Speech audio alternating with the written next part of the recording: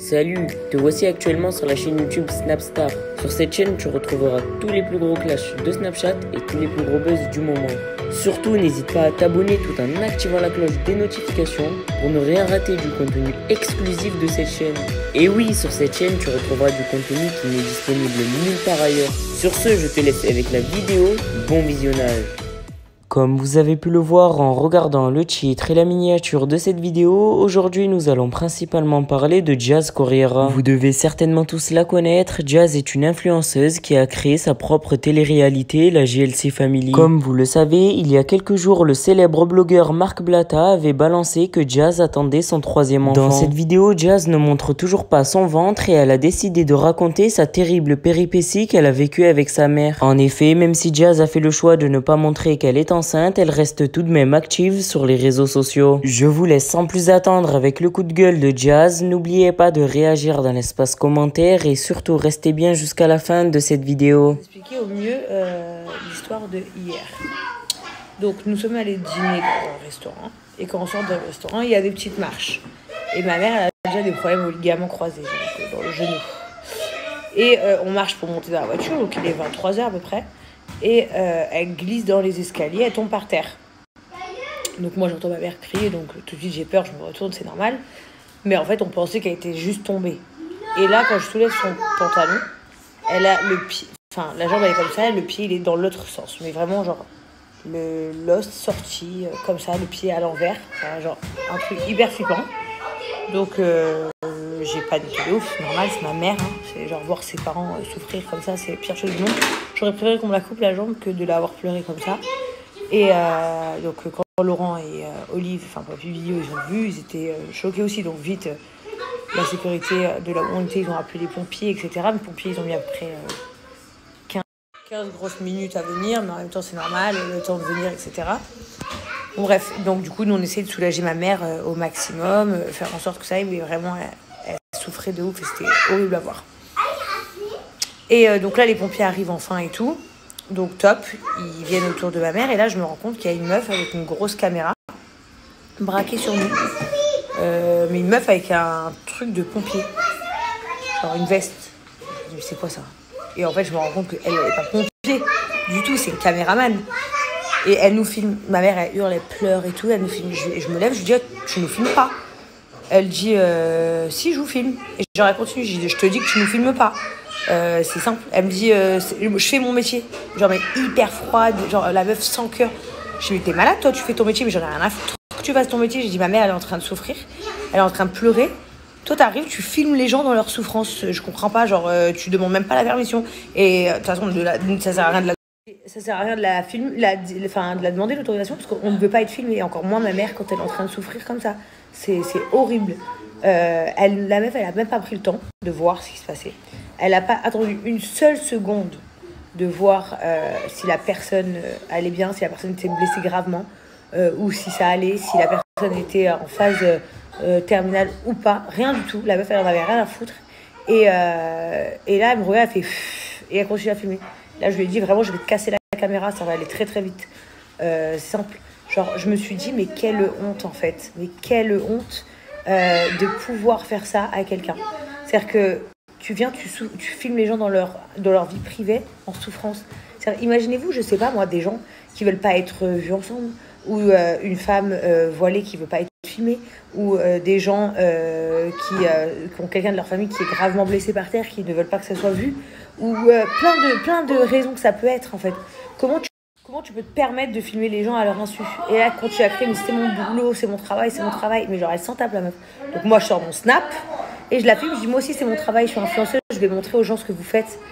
Voilà. Vous pensez que vous pouvez filmer les gens, ils sont en train de souffrir, on est en famille, tout le monde est autour paniqué. Vous pensez que vous pouvez filmer les gens dans leur intimité comme ça, sans demander la permission, et en plus on vous la donne pas, et en plus vous filmez quand même? Vous pensez que c'est comme ça? Donc moi je fais pareil, je sors mon téléphone. J'ai pas posté les vidéos, je les ai enregistrées au cas où. Donc la sécurité de l'endroit la font arrêter de nous filmer là sur le côté. N'empêche qu'il y a quand même un autre pompier, lui qui a une GoPro autour du cou. Donc dans tous les cas, il filme tout. Donc moi je suis choquée, mais en fait ma mère elle souffre tellement, elle pleure tellement, elle a tellement mal, elle a le pied dans l'autre sens que je me dis, j'essaie de passer à autre chose. Enfin genre j'ai même plus la foi de m'embrouiller. Et disons que lui, c'était un pompier, donc il était là pour l'aider, même s'il était en train de filmer. L'autre femme, c'était juste une caméraman. J'ai pété un câble. Bref, Justine monte dans la voiture avec ma mère. Et moi, je suis en voiture. Et en fait, ils disent à Justine elle dit c'est quoi c'est ce truc, vous filmez pourquoi et tout. Elle dit c'est pour appel d'urgence. Mais dans tous les cas, on filme tout et après on floute au pire les têtes des gens.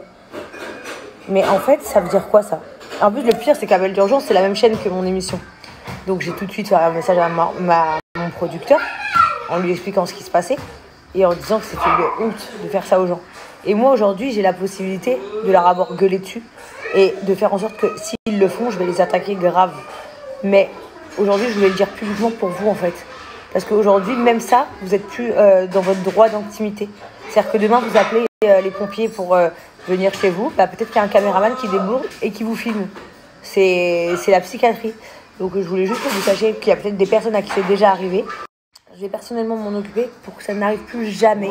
Et que déjà, si bien sûr, ils veulent faire appel d'urgence, il n'y a pas de problème. C'est une émission très bien, les gens ils voient ce qui se passe. Par contre, tu descends, tu laisses les pompiers commencer à faire leur travail. Ensuite, tu demandes à quelqu'un de la famille ou quelqu'un qui est là, est-ce que je peux filmer pour le reportage de appel d'urgence? Si la personne vous dit oui, vous filmez. Si la personne vous dit non, vous ne filmez pas. C'est pas la meuf, je vous jure sur la tête de mes 2 enfants, que dans son regard, elle en avait rien à foutre. Pas la moindre peine pour une femme de 50 ans qui pleure par terre. Et elle filme quand même. Voilà de ce qui se passe. Donc je voulais vraiment vous le dire pour que vous sachiez que déjà c'est honteux. Que deuxièmement, je fais en sorte que ça n'arrive pas à quelqu'un d'autre. Et que si c'est déjà arrivé à des gens, que vous ayez justice, ça c'est clair et net. Pour vous dire honnêtement, même les pompiers étaient mal. Les pompiers étaient très gênés. Quand ils étaient dans le camion avec Justine, c'était là vraiment, ils disaient on est vraiment désolés. Enfin, les pompiers, eux, les pauvres, ils n'ont rien demandé à personne non plus. Je ne sais pas si ça leur est imposé ou comment ça se passe, ce genre de reportage. Mais les pompiers, ils étaient là, ils aidaient ma mère de ouf, ils étaient adorables. Et au final, eux, ça les stressait de voir que moi, je voulais pas que l'autre elle nous filme, etc. C'était trop bien, les mecs de la sécu du restaurant, ils étaient géniaux avec nous. Il y avait une infirmière sur place parce qu'en fait, elle faisait passer des tests Covid aux gens qui voulaient rentrer à l'intérieur. Ça s'appelait Sonia, elle était incroyable avec ma mère. Enfin voilà, encore une fois, tous les gens médicaux, c'est comme on dit toujours, des héros.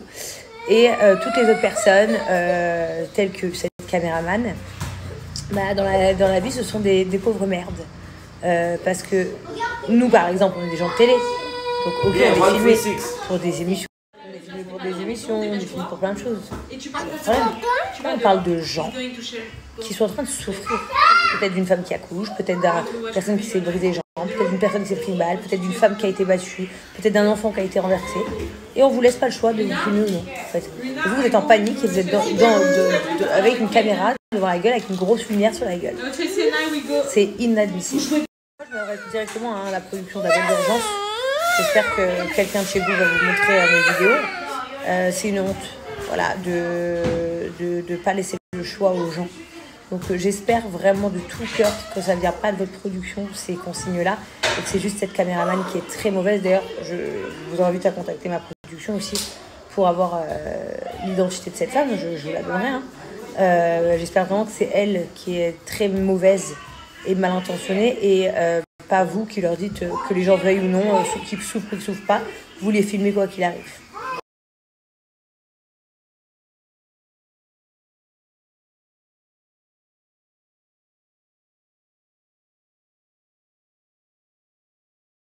Donc je continue là parce que c'est me coucher de Chelsea. Donc du coup voilà, ensuite ma mère elle a été transportée. Donc ça c'est la vidéo que je vous ai mise, c'est après l'embrouille.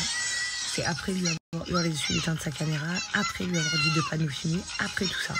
Elle s'est remise à filmer quand même quand ma mère elle a été mise dans le camion. Donc voilà, après pour vous dire, donc ma mère a été transportée à l'hôpital 23h30 et elle est restée là-bas jusqu'à 7h du matin. Ils ont dû lui faire des piqûres de morphine sur place avant de la mettre dans le camion, etc. Arrivée sur place, ils ont fait radio. Elle a une fracture du péroné, les ligaments qui ont lâché, et le pied qui était complètement déboîté, quoi. Donc ils ont essayé de lui remboîter, donc apparemment elle a eu très très très mal, la pleurer. Personne ne pouvait rentrer avec elle dans l'hôpital à cause du Covid. Et à 7h30 du matin, elle est enfin sortie et elle se fait opérer demain. Voilà, donc demain elle doit subir une grosse opération, une plaque en fer. Une plaque en fer et des vis. Donc voilà, je suis dégoûtée. Parce que du coup, ma mère est trop triste et elle a trop mal. Et ça fait trop de peine. Merci à toi d'avoir visionné cette vidéo et surtout n'hésite pas à liker la vidéo et à nous donner ton avis dans l'espace commentaire. Sur ce, on se retrouve dans une prochaine vidéo. Peace.